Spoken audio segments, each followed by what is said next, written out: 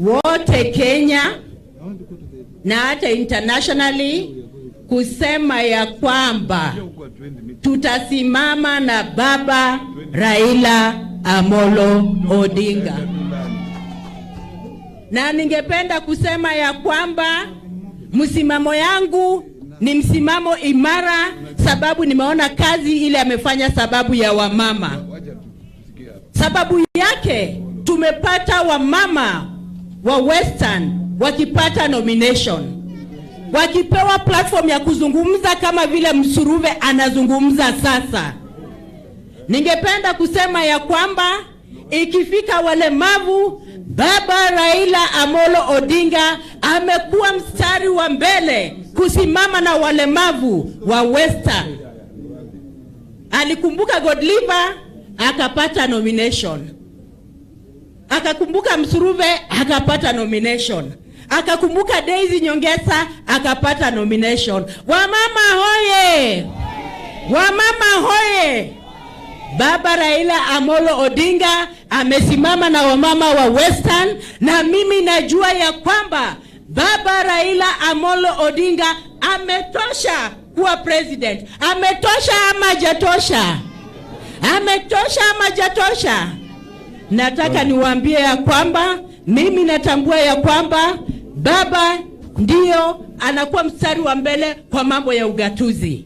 Kwa mambo ya wamama yuko mstari wa mbele. Mtamwacha? Wamama mtamwacha? Asante sana baba Raila Amolo Odinga. I appreciate personally what you do for women and people with disabilities na wanyonge hapa Kenya. Mbarikiwe. Haya, mama wa county, kwa sababu hatuwezi kuwaja wewe.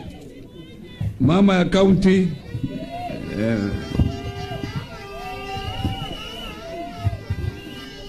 Baba wetu, baba Raila Amolo Odinga, FCPA, governor wa Kakamega na magavana wengine, my colleagues, the county assembly na wageni wote, hamjambo? Bandu banje mirembe khandi, mumefurahi kuona baba? Wapi shangwe na vigelegele ya baba? Kwanza, kama mimi mama wa county, namkaribisha Kakamega County. Leo ni siku ya furaha kabisa hapa Kakamega County. Tumekuwa na wageni wengi kabisa, na tumesemezana na tumekumbushana.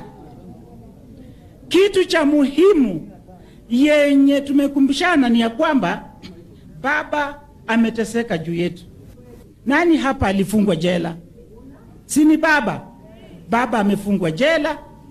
Baba kwa ajili yake sisi wamama wamepata nomination. Wamama hai, wapi wale wamama walipata nomination?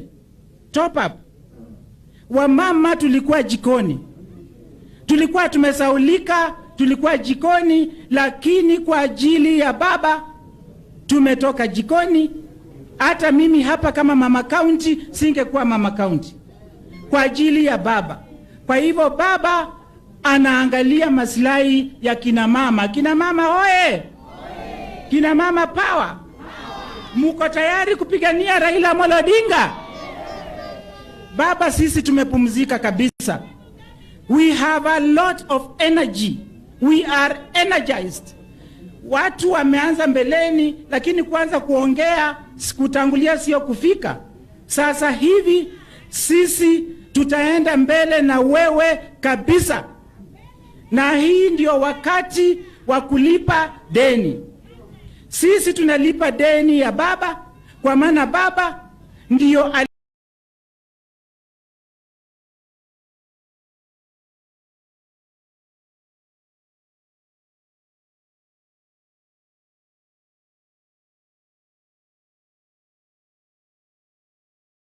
alichagua ministers wa Luya. Ama namna gani? Tangu baba achague mwingine amechagua. Kwa hivyo let us not forget. Tusije tukasahau hata kama tunapigia baba saa ingine mawe moja, let us look back. Let us look back at what baba amefanya, and we are what we are because of who? Because of baba. Kakamega County inang'ara namna hii because of who? Sini baba. Kwa hivyo asante sana na Mungu ambariki.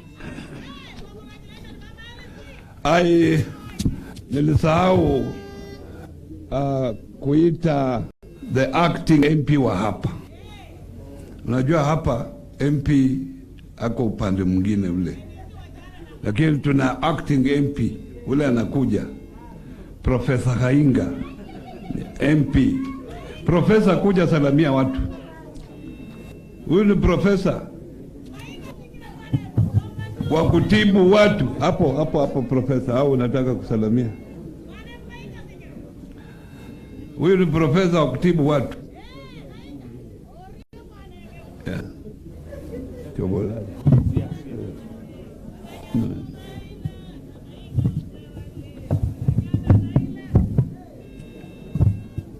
This man can lower your age by 20 years.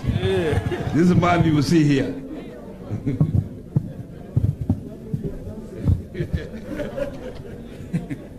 Wamama hai, wababa hai, vijana tibib. Baba yetu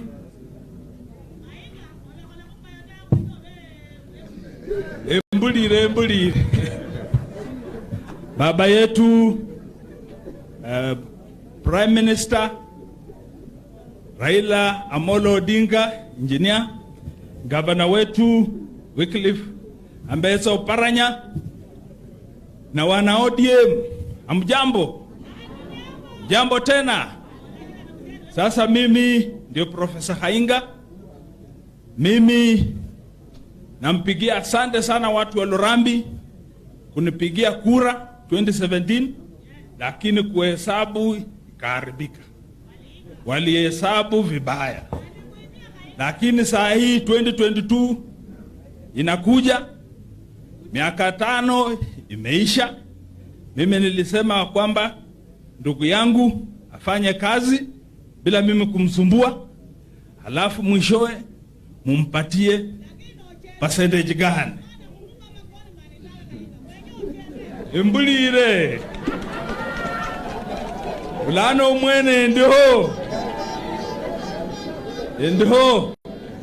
bas 2022 ne Hainga. Ile sierra nilikuwa nayo nzumi, niko kwa chama ya ODM. Nilifanya kazi nzuri sana kwa ODM pamoja na governor na viongozi wengine wanajua na wananitambua, na nitaendelea hivyo ili 2022 niingie kwa bunge, na baba vile atakuwa rais wa 5 wa nchi hii, na unajua wataangalia nyuma waone nani atakuwa minister. Sasa Hainga anatosha? Natosha. Sana tosha. Asanteni sana. Nimeona, asante sana profesa. Nimeona kila kiongozi wameongea hapa, na wengine wataona vibaya.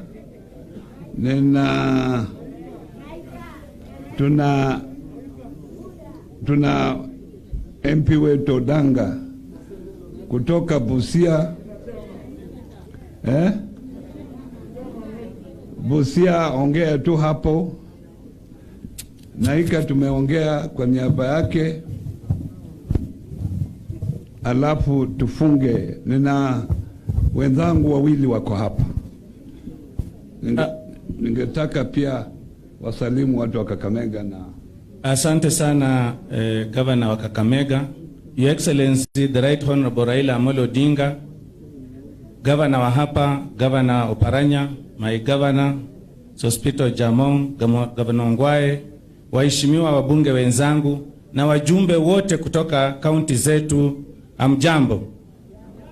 Mimi naitwa Odanga Geoffrey Makoha, na baba tumekuja hapa na ujumbe mkubwa kutoka Busia, na uliuona hapa, hiyo ikiwa ni ishara kwamba 2022 watu wa Busia tumeazimia kwamba rais wetu atakuwa Raila Amolo Odinga. Si namna hiyo? Watu wa Busia kwa ishara ya muonyesha kwamba tuko na baba. Asanteni sana. Pili, nataka baba tuende nje na tuweze kuown what is ours. This narrative that is being peddled around about bottom up model. This is your brainchild. Wewe mwenyewe ndio umepigania katiba hii, ukahakikisha kwamba tunataka ugatuzi uje, mali yetu ije mashinani, na nafikiri hiyo ni bottoms up approach. Badala ya fedha kukaa Nairobi, fedha zikuje zikuwe zikisimamiwa hapa mashinani. Si namna hiyo? Sasa between them na Raila Amolo Odinga, nani mwende bottoms up approach? Sina Raila Amolo Odinga. Because baba anapigania hiyo, amesema Azimio la Umoja, anataka Wakenya wote wawe pamoja, ndio sababu alishikana mkono na Rais Uhuru Muigai Kenyatta. Wale wengine wanasema mambo ya utabaka, mambo ya classes, mambo ya kugawanya watu, ati wale ni watajiri, wale ni wakubwa na wengine ni wadogo. Lakini tunajua suluhisho, kiboko chao 2022 ni Raila Amolo. Asante sana. Aya, Shionga, naona wewe just 1 minute.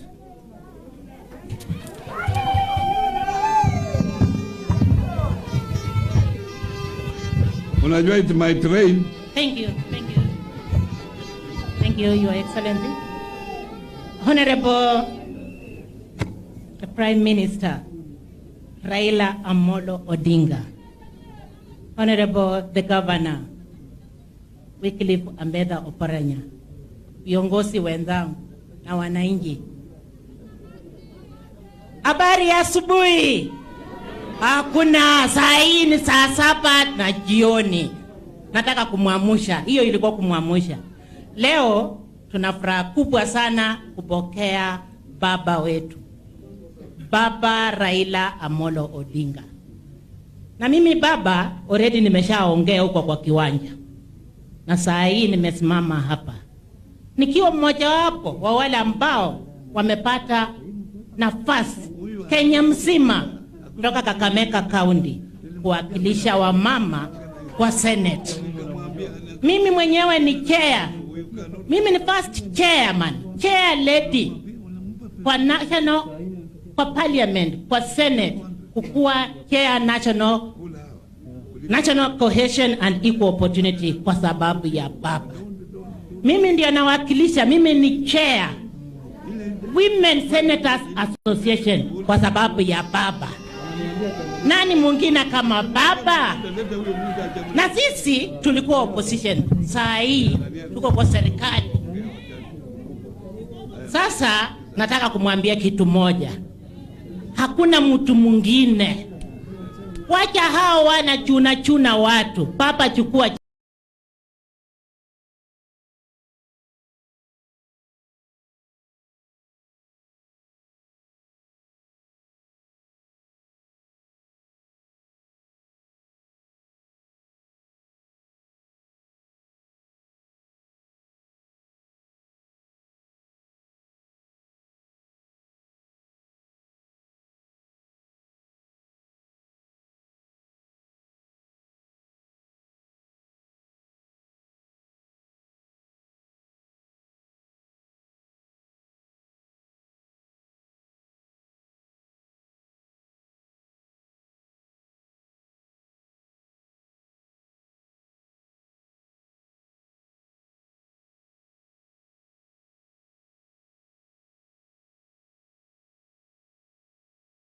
mtu yoyote kitaka mnakuja mnazungumza mimi alafu mnatembeza maneno ya ODM, sivyo?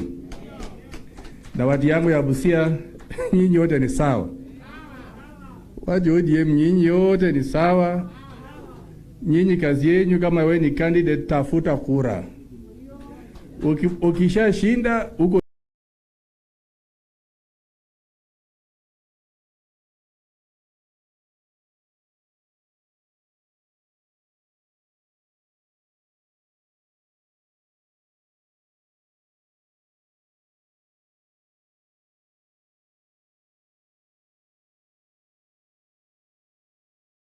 844 wa Kierere, hatuyo ni mzee. Hajui Raila ametotoa wapi. Vile KANU ilikuweko, maneno ya kujenga mashule ilikuwa kushika kuku ya watu na chiefs. Lakini tukangangana tukatoa. Lakini ukipata mtoto mwenye alimaliza form 4 juu ama university, anasema hiyo yote ni maneno yenu tu historia. Kwa hivyo we should try to educate these youths.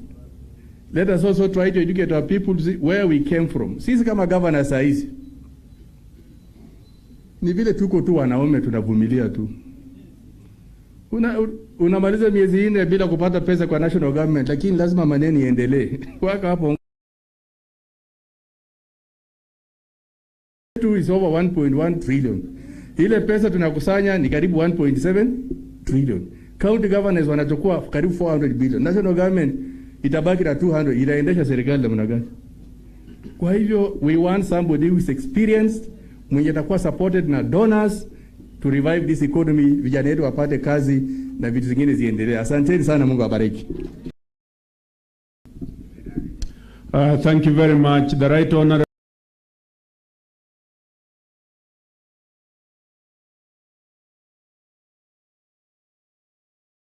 kuwa na kinara wetu, the one that you know. He has led in all the votes from the Gusii nation since he started standing as president. Before that, his father, when he was standing, he was also leading with the votes from the Gusii nation. Na sisi tumekuja hapa, na mimi nawaambia my brothers and sisters, 2022, don't play around with your vote. Do not play around with it, because it's a period for complete decision making. We have an opportunity to have a president from Western Kenya, so that the issue of the presidency of this country can also rotate in this nation. So sema ati nimekuwa namba 2 nimefanya vizuri. Hata kama umepoteza na kura moja, umeanguka So hiyo mchezo imeanza tena. Wataanza kutembea humuhumu wakisema sisi Waluya tuje pamoja, sisi Waluya. Na hawa wameketi hapa si Waluya. Na viongozi hawa ambao wamekuja hapa. Na hiyo ndio shida ya Waluya. Kuwa kwa ballot paper si kitu. Kuwa kwa ballot, mtaenda kuwa kwa ballot. Sasa kuwa kwa ballot na kupita ni vitu tofauti. Ni vitu ngapi? Tofauti. Hata nitakuwa kwa ballot, hata mpaka niende kwa ballot. Na ujui wale wanakusukuma wanatafuta tu viti yao. Wewe utaanguka kura na hao watapita kura, watakuangalia kama sinema. Hiyo ndio ukweli wa mambo. Shida yetu hapa watu wa Western, kitu ya kwanza ni mambo ya miwa. Mheshimiwa Raila, kitu yetu hapa, economy yetu imesorota kwa sababu ya miwa sugar. Tulipata investor, siasa ikaingia kwa sababu ya binafsi. Watu wetu wanapata taabu, hawana kazi na hii COVID-19. Nao wanakula kwa watu wengine. So wewe ukienda huko mbele, ujui that is the only major problem. Ukianza na hiyo, the sugar sector kwa jumla, the whole sugar sector ina shida. Wacha mama ongee. Anafuraha. Mama anafuraha. Wacha uhuru yake. Kwa hivyo Mheshimiwa Raila, ujue mimi tangu tuwe na wewe nitaendelea kusimama na wewe, na pia wewe uendelee kusimama na mimi. Tusimame, tutaenda pamoja, tutasaidiana mambo mengi. Kwa hayo machache, Nataka sasa nichukue nafasi hii nimkaribishe baba aongee. Nilikuwa naona wengine wanalala. Karibu.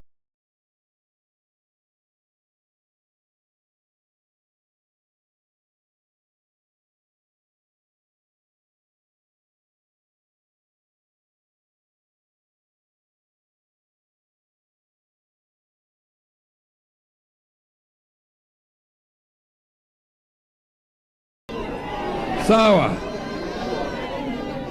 Haya. Haya.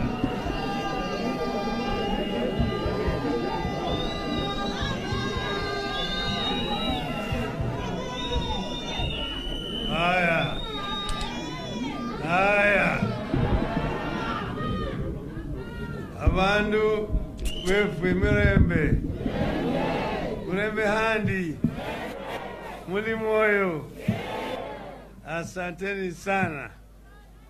Nimeona watu wa Murembe.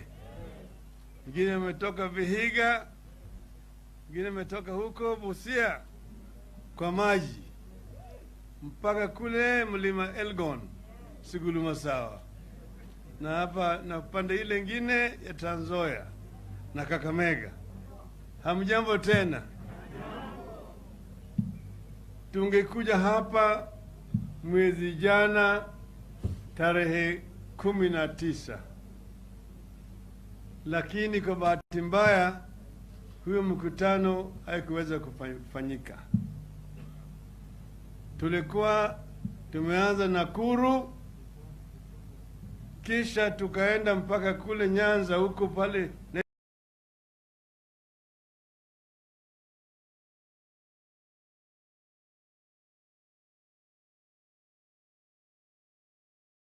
Ingo. Tutakuja hapa leo. Challenges and aspirations, but with one destiny as one people.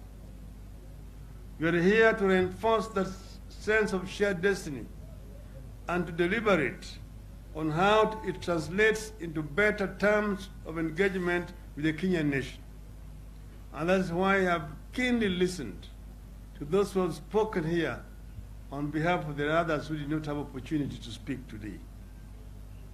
We envisage a Kenya that is a sum total of the aspirations of its regions, tribes, ethnic groups, faiths, social class, and demographic compositions. A nation in which no one feels cheated or left out.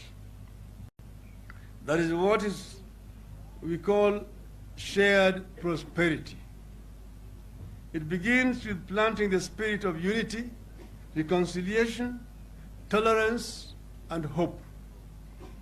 It begins with us seeing each other not as enemies, to be subdued, but partners to be embraced in search of well-being of our people. That is the spirit of the Azimio la Umoja that we bring here today.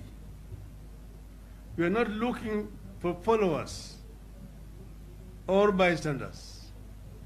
We are looking for partners and active players, men, women, and youth on the same journey, same mission, with one agenda. With that partnership, we can all come to the table and begin a candid discussion on what is holding back our people here. We can discuss what is ailing our counties, constituencies, wards, and villages, and how to improve them. This region has a rich agricultural land for a variety of crops. It has minerals. It has potential for blue economy via Lake Victoria, and a potential for industrialization and value addition. With unity, we can get to the negotiation table and demand a fair shot at agribusiness, value addition in agriculture, better methods of mining, and better focused investment in industrialization. Lack of unity can make a community and a region to miss out even on obvious opportunities like the revival of Mumias sugar. We recently saw this in the push and pull that characterized efforts to release Mumias sugar to enable its raw life and provide jobs again. Just members of parliament from this region rushed to parliament, the Senate, to stop the process of leasing the Mumias sugar. We believe that they are acting on behalf of some other competitors. The partnership we seek here is neither new nor impossible.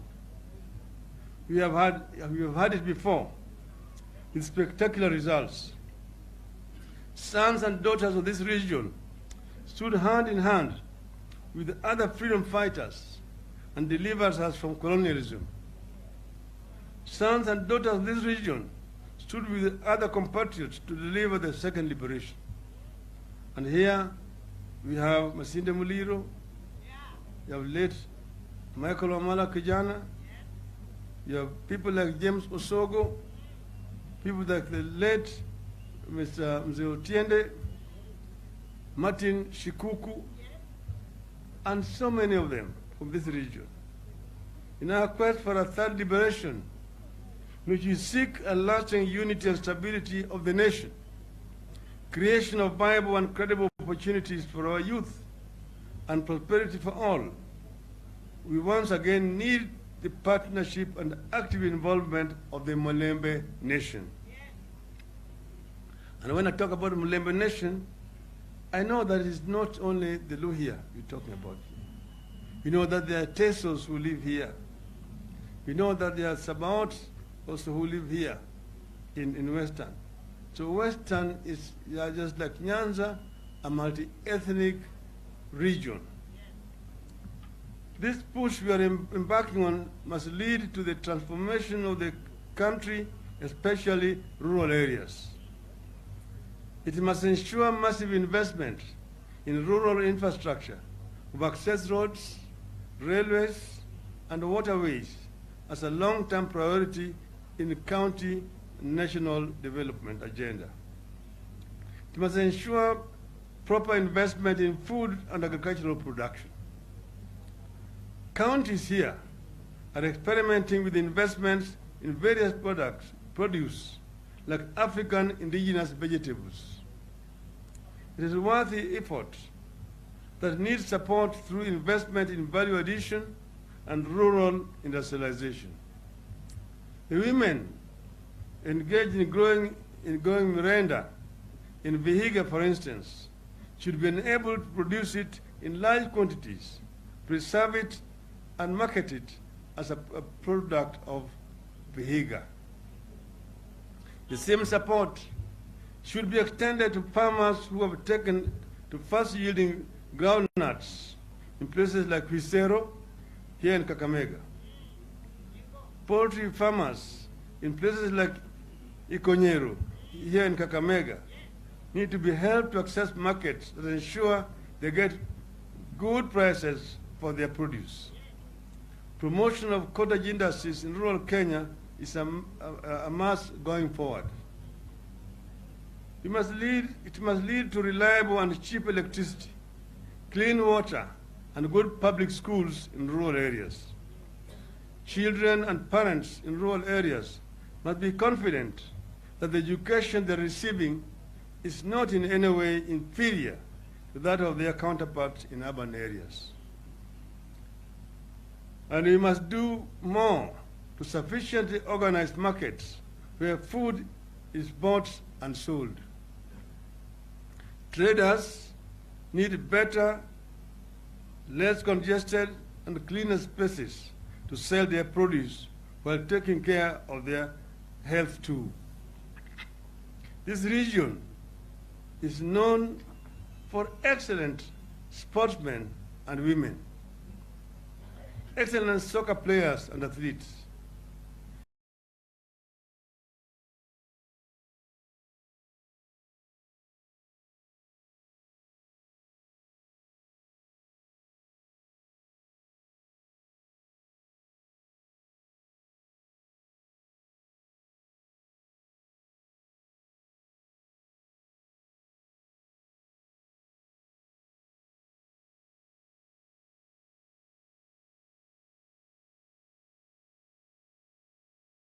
feel proud of them, and we will give them some little token to encourage them. Omunyala was able to run 9.8 meters seconds in 100 meters recently. That is world class. He comes from here. That shows that the great potential in this area that need to be tapped. And we need to invest more so that we can be able to develop more our youth more. Sports is a multi-billion-dollar industry. Yet community football clubs here are struggling to stay afloat. AFC Leopards Football Club is struggling, just like its rival, Gor Mahia. We must think seriously about how to turn sports into an industry in this region. We need to think seriously about how to identify skilled youths, organize training and competition for them, and expose them to opportunities locally and abroad. This is the home of soccer. When we were growing up in those days, this region was the center of soccer, North Nyanza and Central Nyanza. Here you had players like Elijah Lidondi. I was talking to other people today. Munielo Pichi, Shem Shimoto, Joe Kadenge, and all of them. Murila, Niva, Masika, Wanga, Chiteshi, Anyanzwa, Were, Renge. There's some you can count with. So we need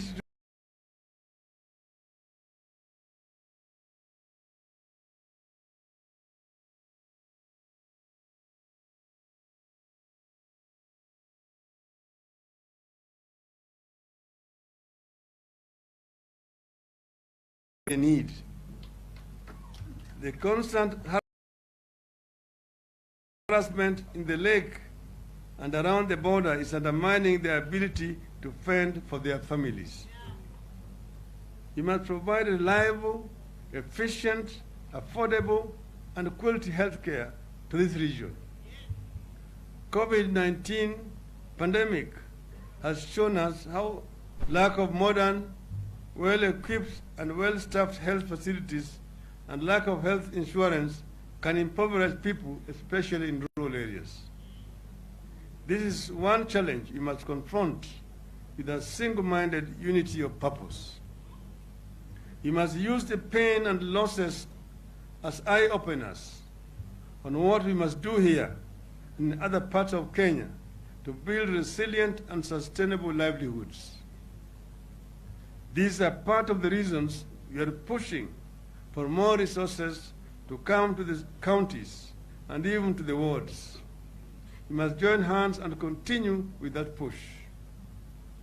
And we must ensure that going forward, Kenya becomes known for peaceful, free, and fair elections. And here, you know, we have Madam Kidogo here, who is working on this particular subject. The people of Busia, Teso, or Bungoma don't need to flee their homes every election time because of violence. The unity we are pursuing is therefore not about where we are coming from. It's about where we want to go as a region and a nation. That is why, at the launch of Azimio la Muungano last month, I emphasized that the time has come for us to cleanse our country of the spirit of anger and bitterness, the spirit of revenge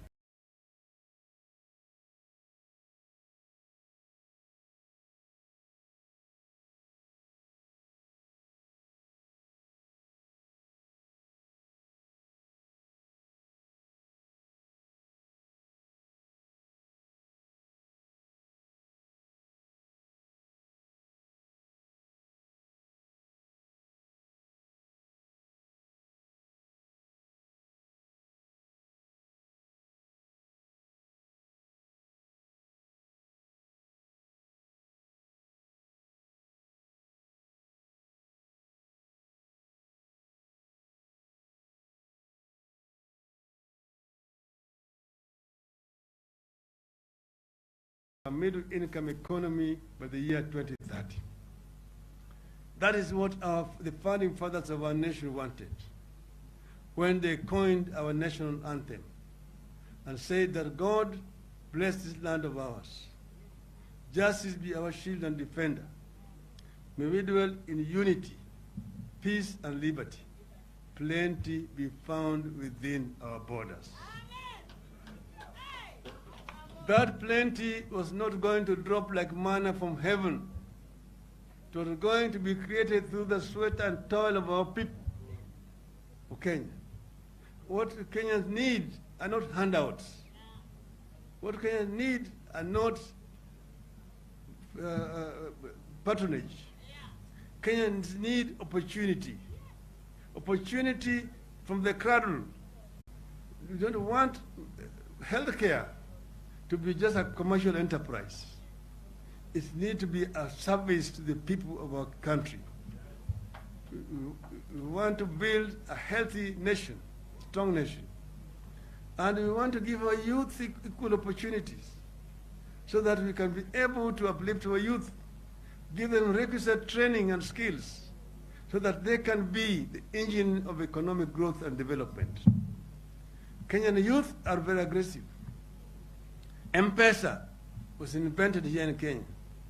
It's a product of Kenyan brains, which is now helping the rest of the world. And there are so many like those who can do even better things. We must just challenge our youth, give them the requisite skills, opportunities, and give them also capital so that they can continue to research and make inventions. We want to uplift our women so that our women can walk hand in hand with our men as equal partners. Kenyan women don't want patronage. They only want equal opportunities. And this is what we want to give them so that they walk hand in hand. This is what we intended to do through the BBI. Unfortunately, that is now work in progress. It will come. But for now, we want to partner with our women so that we change the regime and we get there and hold the power and use it so that we can be able to implement